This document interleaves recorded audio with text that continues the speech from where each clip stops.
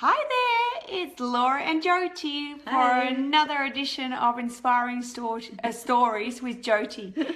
So once again, everyone's been absolutely loving the stories of the jumping mouse that Jyoti did last week. So we thought we would continue on and do Grandmother Spider. Yes. Yeah, so I'm going to flip this around now and let Jyoti get into her storytelling because we all love it. All right, so bear with me. So settle in for another edition of Jyoti. Beautiful, go for it, Jyoti. Okay, so this is the story of Grandmother Spider. She's a very special little hero. I think of the Navajo, it might be other Native American tribes too, so we honour them and their wonderful stories that I love to tell. So let us begin. A long, long time ago, but only yesterday, all the animals of the world lived in a strange sort of twilight land. It was all very grey. They could sort of see each other, but not very clearly. And they decided that enough was enough. They fed up with bumping around into everything. So they had a council, and all the animals gathered together, especially the really important animals. And there they were all sitting about, trying to see each other. And they said, what are we going to do? What are we going to do? What are we going to do? And Wolf said, well, I am a great pathfinder, he said. I can go out and I shall discover something that will help us all so that we can see more clearly. Oh, fantastic, Wolf, they said. We're so pleased you're going to help. And they all gave him a bit of a shove and off he went. And they could hear him because he kept crashing about in the forest. Thump, crash. Oh, ow. Oh, I'm fine. It's all right. And crash. Oh, ow, my toe. And eventually he came back all cross and he said to them, I'm not going to do this. I decided it's not good. I'm not going to do it. They said, oh, okay. Looked a bit huffy. And then the great moose, who had beautiful antlers, very proud, majestic. And the moose said, well, all right then, well, I shall go then, and I shall discover something marvellous for all of us so that we can see each other properly and see everything clearly. And off went Moose, but the same thing kept happening as well. Moose would be thump, crash, ow, oh, I've got my antlers stuck, somebody come and help me, and, oh dear, I don't know what I'm doing. And they all rushed and helped Moose and brought Moose back, and they're all sitting around, scratching their heads and wondering what to do, a little bit bewildered. And then this tiny, tiny voice from somewhere down on the ground said, I know what to do. And they said, who's that? Somebody said, oh, it's Grandmother Spider. Ooh, don't let her wriggle all over you. And then they peered down into the earth to try and look at her. They couldn't see her, but they could hear her little voice. And she said, I know what to do. I'm a grandmother and I remember some old stories. She said, all I need to do is go to the east. There are some creatures there called the fire people, and I will get something called fire to help us. And they said, yes, well, that's only an old story, you're just an old spider, you don't really know what you're talking about. Grandmother Spider said, well, I think I do, if you let me, I will go. And they thought, well, it's only a spider, it doesn't really matter, we can all sit and discuss and let her go, so what, she's old, she might die on the way. Very kind of them, but off she went anyway.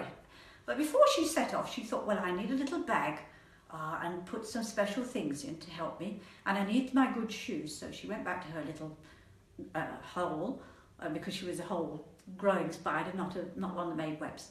And there at her little hole, she found all her 8 shoes and put them on her feet. They were special, good, strong shoes for little Grandmother Spider. She tied them all up.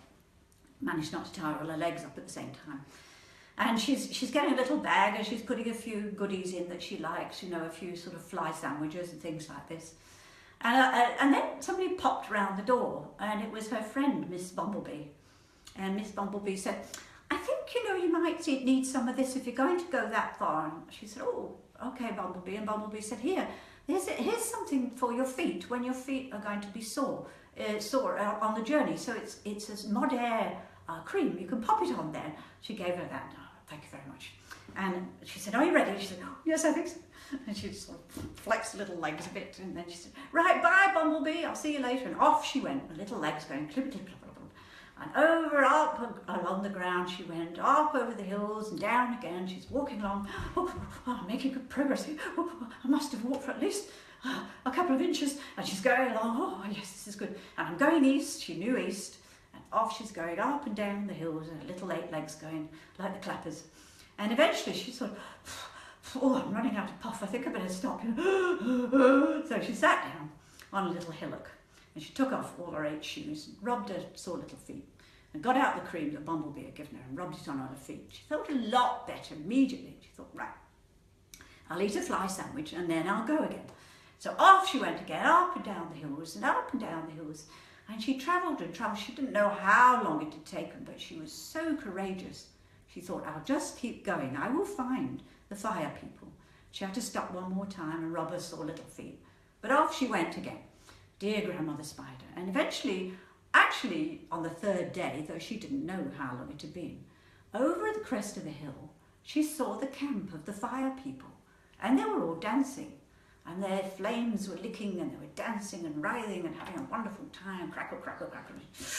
Oh, she could feel the heat even from up the hill. She thought, oh, they're hot stuff, these fire people.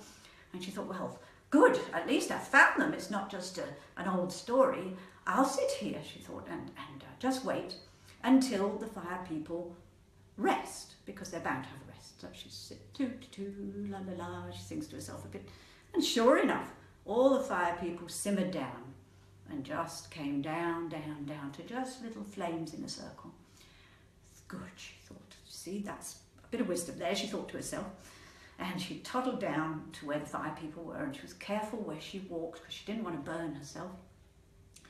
And she gathered up one tiny, tiny little ember from the fire people and popped it in a special container she'd got in her bag. Popped it in, closed the lid, thought, good, I've got some fire. And off she went again, up the hill and away from them, and back she made the journey, the 3 days, walking, walking, walking, and occasionally stopping, taking all her shoes off, little Nike shoes she got, and rubbing her feet with the mud air cream, and then off she go again. And eventually, on the 3rd day, she's stumbling back. She notices, she recognises the forest where all the animals were, and she thinks, I hope they're still there. And she stumbles back into the camp, and they are all there. They're all looking very sort of fed up.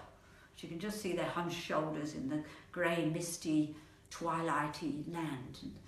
And she said, how did you get on? How did you get on? Somebody said, oh, I hear Grandmother Spider, a little voice. She must have made it back. Congratulations, they say. Well done. She said, yes, it was a bit of an effort for a little old spider like me. But she said, I did get what I looked for. And they said, really? Were there really fire people? And she, yes, there are. She said, they're over to the east. Oh, they said, right, yeah, sure. And she said, did you come up with a plan? And they said, well, we're thinking perhaps we'll give up, because we really don't know what to do. And she said, well, I think I know what to do if you'll just bear with me for a bit. And I said, okay. And she said, I need to get up high. Would anybody mind if I crawled up to their head and stood on their head? And I, oh, well, I'm not sure. The wolf said, oh, I don't think I want a tickly spider up me. Oh, no, no. And the armadillo said, I don't think I'm tall enough. And everybody was a little bit reluctant. But dear old Moose said, well, you know, Spider, you can climb up me. You climb up and get to one of the top of my antler. She said, okay. So she climbs up Moose, and Moose is trying not to laugh. Oh, that's really tickly. And she climbs all the way up and up his nose. Oh, dear, that's really funny. Don't go up my nostril. She said, no, no, no, I wouldn't. She climbs up past his eye, and he's looking, oh, you know, strange creature, spiders. And she gets all the way along to the top of his antler. And right, she said, this is good. And he says, don't fall off. She said, no, no, no, I'm okay, I'm okay. I've got my shoes, and I'm all right. And they're all saying, right, well, what's she going to do now? And she opens up a little bag, and there's a little container with a tiny ember in it. And they could see just a tiny, tiny light. They said, yeah, right, Grandmother Spider, okay, that's very good, but it's so small, that's not really going to help. You know, we need something much brighter. She said, hold on, she said, hold on, hold on. I know this will work. And she takes out, from her bag, a catapult. And she puts the little ember in her catapult. Every spider has a catapult. And she says, right, here we go. I'm going to breathe, and I want you all to breathe with me, and I'm going to make this little ember go up in the air. Right, okay. Yeah, all right then. Well, what I've got to lose. So they all breathe with her. And on the final breath, she flings the catapult as far as she can up into the air, and the tiny, tiny ember flies up in the sky. It's going up and up and up and up. They kind of see it disappearing through all the grey. But meanwhile, the little ember, the little ball of light, is getting stronger and stronger and stronger and more powerful with the force, with the strength of the magic of the great fire that's within it. And it glows and it glows and it glows and it gets stronger and stronger and stronger and larger and larger. It expands with all the air and the universe and the light of the universe, and it becomes what we now call our great sun, and it shines on all the gloom. It shines on all the gloom, and the gloom disappears, filters away, and suddenly all the animals can look around. I said, look, look, we could see the green grass, we could see the flowers, we could see each other's faces. We could see, oh, bless you, Grandmother Spider. And from that day on, she was honoured by all the other animals. Wow. How cool is Grandmother Spider? Wow. So that's her story. That's her story. So that's how the sun became the sun, yes. Wow. Yes. Give up faith. No, so I'll flip this around. So how long have you been telling that story, Jyoti? Oh gosh, Many times. Many times, yes, in different parts of the world, in America and in Europe and here in Australia, to groups of people. Everybody loves it. Of course, it's a story about our own light and about not giving up. You know, that you can find the light and you can bring it back for everybody to have. Yeah. You know, it doesn't matter how small you think you are or how old you think you are. Yes. you can make it. You know, you have the abilities within you. You can find the fire.